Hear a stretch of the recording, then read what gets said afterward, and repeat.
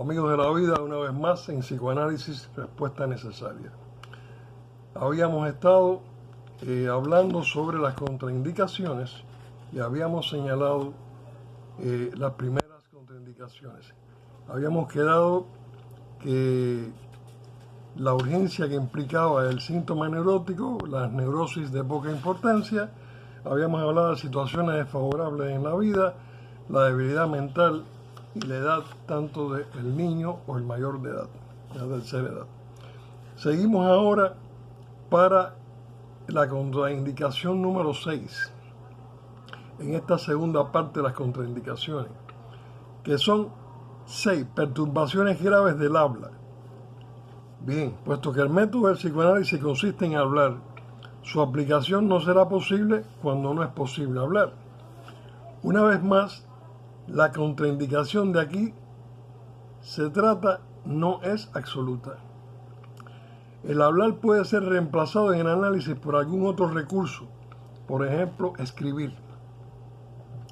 Probablemente sería imposible realizar todo un análisis por el procedimiento de la escritura, por la simple razón del tiempo que esto requeriría. Pero es posible, y esto se ha hecho con éxito, sustituir habla por la escritura durante un corto lapso. Por ejemplo, en ocasión de producirse el símbolo del mutismo histérico. Pasamos ahora al número 7 entre las contraindicaciones, que es la ausencia de un yo razonable y cooperador. Este es el punto que más importancia práctica tiene y el más difícil de juzgar. El método del psicoanálisis tiene por base la cooperación de un yo razonable, de modo que parece imposible allí donde este yo no esté presente. Sin embargo, se puede lograr a menudo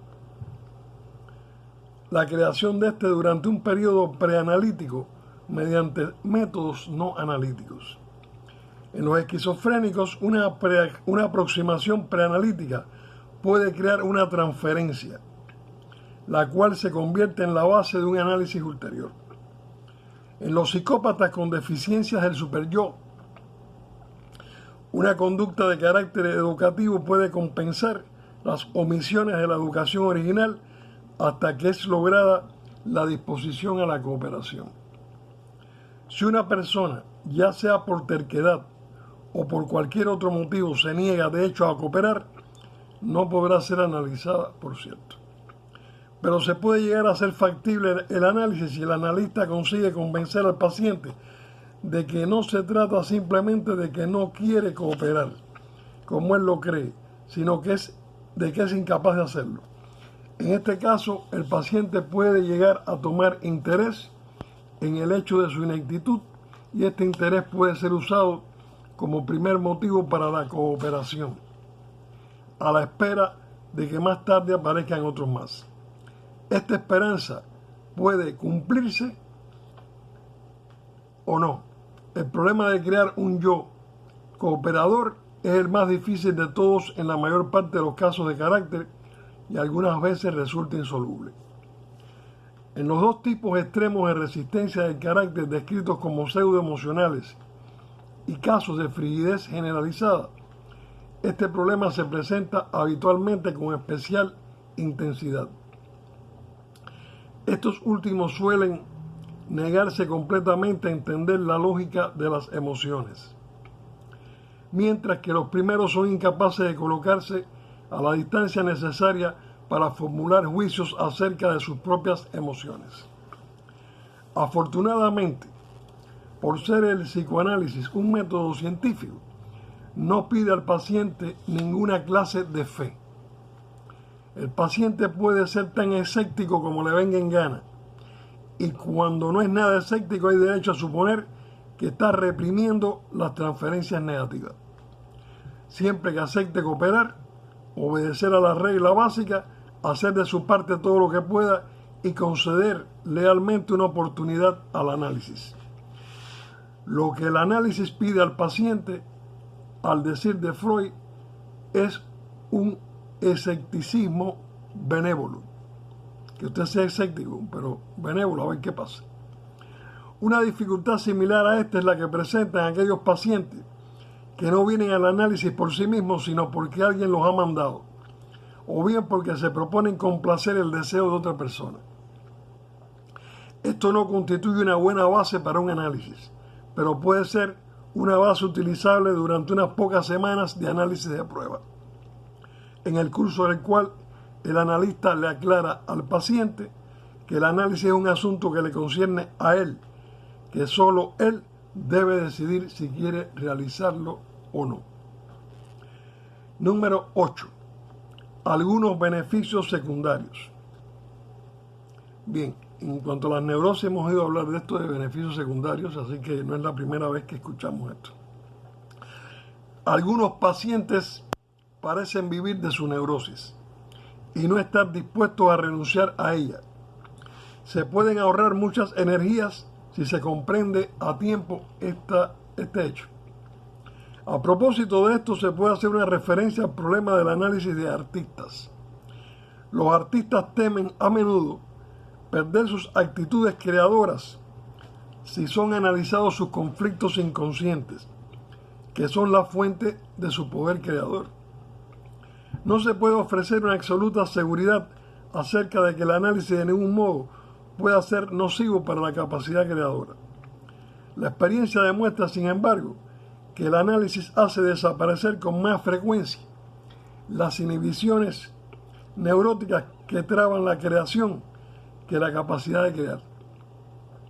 Aún así, es forzoso admitir que en un cierto número de casos, que son minoría por cierto, la neurosis y el trabajo se hallan tan íntimamente entrelazados que parece imposible eliminar una sin perjudicar al otro. Número 9. Personalidades esquizoides. Cuando se trata de personas que por su carácter dan la impresión de que, sin ser psicóticos, pueden llegar a serlo, si son agudizados sus conflictos infantiles, puede resultar difícil la decisión acerca de si conviene o no emprender el análisis. Hay sin duda personalidades esquizoides en las que el análisis puede provocar un proceso psicótico. Pero también hay otras a quienes el análisis puede salvar de una psicosis futura. No hay regla general en virtud de la cual se pueda decidir si un paciente pertenece a la primera categoría o a la segunda. Únicamente un análisis de prueba que permita hacer una estimación de las condiciones dinámicas y económicas del caso puede conducir a tomar una decisión. Y número 10. Contraindicaciones del análisis con un determinado analista.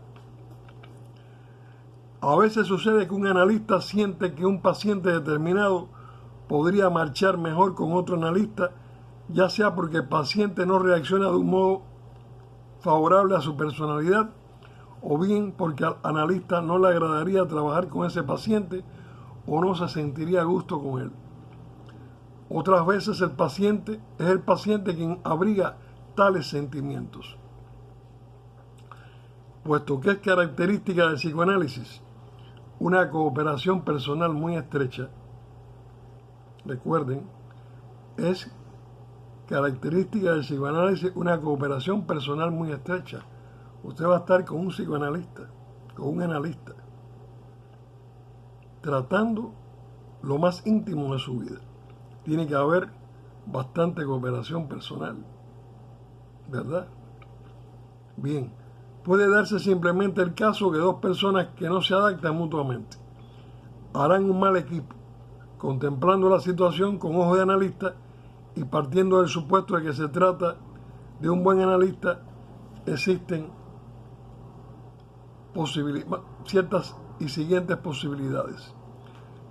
Vamos a dejarlo hasta hoy, hasta aquí, y vamos en el número 3 a hablar precisamente de esto, de lo hablado en el número 10, las contraindicaciones del análisis con un determinado psicoanalista.